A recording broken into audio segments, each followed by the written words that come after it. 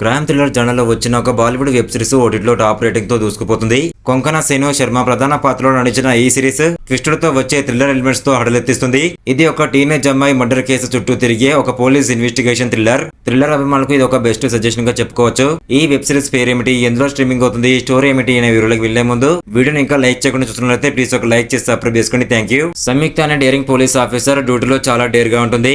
అయితే ఆమెకు భర్తతో కొన్ని సమస్యలు ఉంటాయి. వీళ్ళ వైవాహిక జీవితం ఇప్పుడు డేంజర్ లో ఉంటుంది.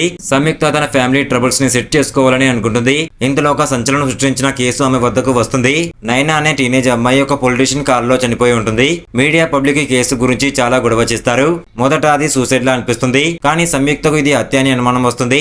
ఆమె కేసు ఇన్వెస్టిగేషన్ చేసే సమయంలో దిమ్మ తిరిగిపోయే విషయాలు వెలుగులోకి వస్తాయి. నైనా మర్డర్ వెనుక పొలిటీషియన్స్ ఫ్యామిలీ సీక్రెట్స్ ఉన్నాయని తెలుస్తుంది. సంయుక్తకు అనుమానం వచ్చిన ప్రతి ఒక్కరిని ప్రశ్నిస్తుంది. మరోవైపు సంయుక్త పర్సనల్ లైఫ్ లో భర్తతో సమస్యలు కూడా పెరుగుతాయి. ఆమె రెండింటి మధ్య స్ట్రగుల్ అవుతుంది, కానీ కేసును వదలకుండా నిజం కనుక్కోవడానికి ఆమె పోరాడుతుంది.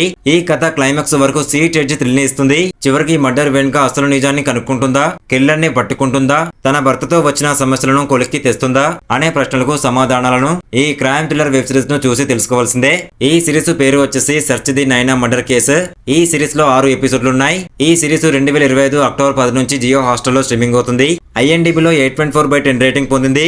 ఇలాంటి ఇంట్రెస్టింగ్ క్రైమ్ థ్రిల్లర్ రివ్యూస్ కావాలనుకుంటే మన ఛానల్ ని లైక్ చేసి సబ్స్క్రైబ్ చేసుకోండి. Thank you. ఇంకా బెస్ట్ మూవీస్ కావాలనుకుంటే మన వాట్సాప్ గ్రూప్ లో జాయిన్ అవ్వండి. టెలిగ్రామ్, ఇన్స్టాగ్రామ్ లో కూడా జాయిన్ అవ్వండి. బెస్ట్ మూవీస్ వస్తూనే ఉంటాయి. Thank you.